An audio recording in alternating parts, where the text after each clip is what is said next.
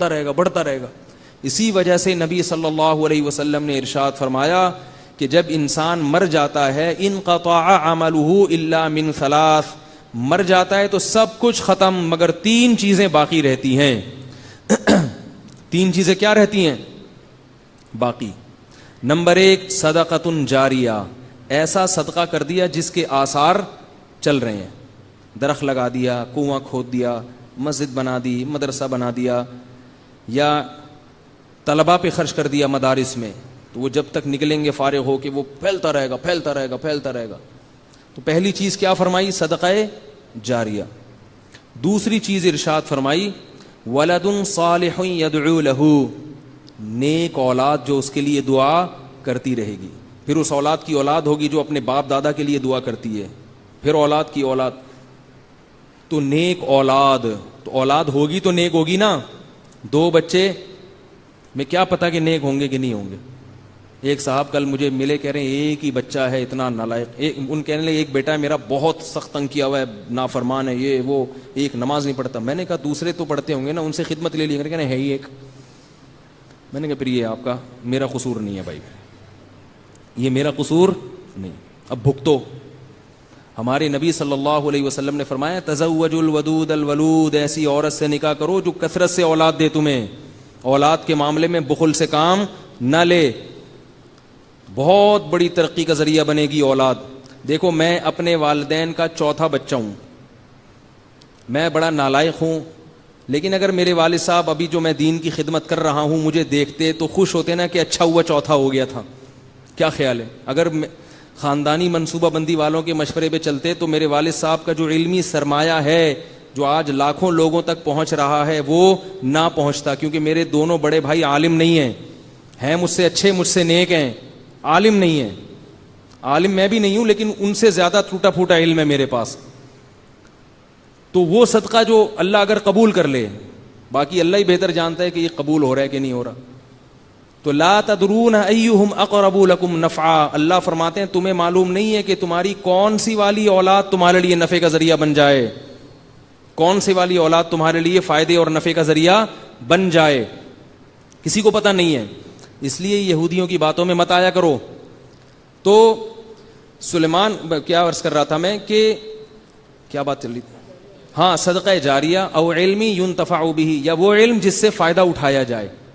علم چھوڑ کے چلا گیا کوئی, جیسے کسی نے علم کی بات کسی کو بتا دی تو اس نے آگے بتا دی, اس نے آگے بتا دی, یا آپ نے کسی کو, جیسے تبلیغ والے نکلتے ہیں اللہ کی راہ میں, وہ لوگوں کو نکال لیتے ہیں سروزے میں. علم 2 طرح کا ہے نا, ایک فضائل کا اور ایک مسائل کا. مسائل کا علم علماء, فضائل کا علم عوام بھی بتاتی ہے.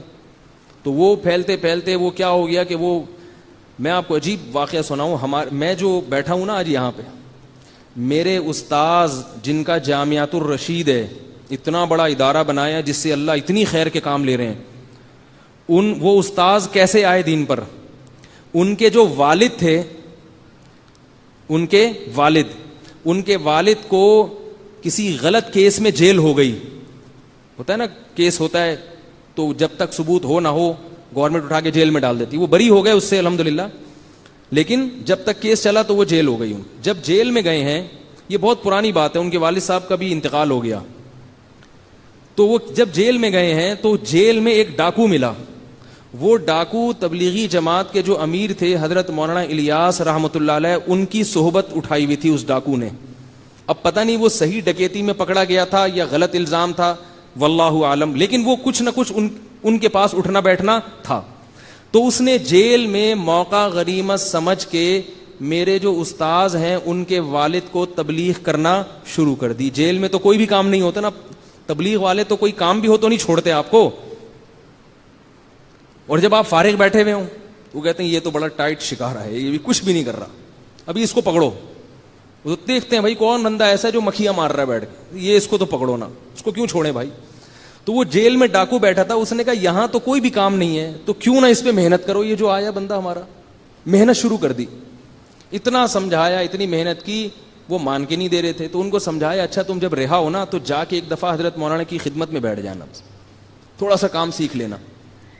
اللہ نے کیسا رخ بدلا ہے. وہ نکلے اور حضرت کی خدمت میں گئے, تبلیغ میں وقت لگایا، پھر وقت لگایا، پوری زندگی تبدیل ہو گئی. اللہ نے اولاد بہت دی ان کو، 9 تو صرف بیٹے ہوئے ہیں ان کے. سب بیٹوں کو پھر حافظ بنایا، علم میں لگایا. تو ان کے جو دوسرے نمبر والے بیٹے تھے نا، انہوں نے علم میں اتنی ترقی کی کہ وہ پورے پاکستان میں وفاق المدارس میں ٹاپ کیا انہوں نے. کیوں؟ اس لیے کہ باپ کا تبلیغ میں وقت لگا تھا. اور لگایا کس نے؟ وہ جو جیل میں ڈاکو تھا اس نے نصیحت کی. میں حقیقت میں تھا یا نہیں تھا میں الزام نہیں لگا رہا، ہو سکتا ہے نہ ہو، لیکن کیس اس پر یہ تھا کہ ڈکیتی ہے. تو اب نتیجہ کیا نکلا؟ جب تبدیل ہوئے تو بیٹے نے اتنی ترقی کی، پھر ہمارے حضرت مفتی رشید احمد صاحب کے پاس آئے، پھر ہوتے ہوتے ہوتے آج کتنا بڑا ادارہ، حضرت مفتی محمد تقی عثمانی صاحب ان کی تعریف کرتے ہیں. وہ جب وہ بلاتے ہیں تو وہ آتے ہیں وہاں پہ، اور ان کا ہی فیض ہے کہ میں یہاں بیٹھا ہوا ہوں ممبر پہ بات کر رہا ہوں آپ کے سامنے. تو یہ سارا کریڈٹ کس کو جاتا ہے؟ وہ جو 3-4 دن کی محنت جیل میں ایک ڈاکو نے کی، اس کو پتہ بھی نہیں ہے، نہ اس کے بچوں کو پتا ہے کہ ہمارے ابا کیا. وہ تو یہ سمجھ رہا ہوگا میں نے سروزہ لگوا دیا، ختم ہو گئے، بس لگا لیا ہوگا سروزہ اس نے. اب کون، اس وقت فون تو تھا نہیں، ٹیلی فون. وہ اپنے گھر چلا گیا، یہ اپنے گھر چلے گئے. لیکن وہ قیامت کے دن دیکھے گا کہ جامعۃ الرشید بھی اس کے نامہ اعمال میں، بولو بھائی، لکھا ہوا ہوگا. یہ ہے وہ مثال جو اللہ تعالیٰ قرآن کریم میں دے رہے ہیں. اور اسی کو حدیث میں کیا کہا گیا؟ علم ينتفع به. اسی طرح علماء جو علم چھوڑ کر جاتے ہیں، لوگوں کے ایمان کی حفاظت کرتے ہیں. نبی صلی اللہ علیہ وسلم نے فرمایا قابل رشک صرف 2 آدمی ہیں. ایک وہ دولت مند جس کو اللہ نے دولت دی اور وہ خیر کے کاموں میں لٹاتا ہے، اور ایک وہ عالم جس کو اللہ نے علم دیا اور وہ لوگوں کو واعظ و نصیحت کرتا ہے، ہدایت کی باتیں بتاتا ہے. فرمایا ان 2 کے علاوہ کوئی قابل رشک نہیں ہے. مطلب یہ کہ یہ نہیں کہ کوئی اور قابل رشک نہیں ہے. حدیث میں حس کا مطلب ہوتا ہے، مفہوم مخالف معتبر نہیں ہوتا. مطلب یہ کہ حقیقی معنوں میں یہی 2 قابل رشک ہیں، کیونکہ ان کی خیریں بہت ہیں. تو غریب آدمی دولت مند کو دیکھ کے یہ کہے کہ کاش میرے پاس دولت ہوتی تو میں بھی ایسی خیر میں خرچ کرتا. اور جس کے پاس علم نہیں ہے وہ عالم کو دیکھ کے رشک کرے کہ کاش میرے پاس علم ہوتا، میں بھی خیر کے کام میں خرچ کرتا، میں بھی علم کی جو ہے نا خدمت کرتا. تو یہ وہ 2 شخص ہیں جن کے بارے میں نبی صلی اللہ علیہ وسلم نے فرمایا. تو اللہ نے کیا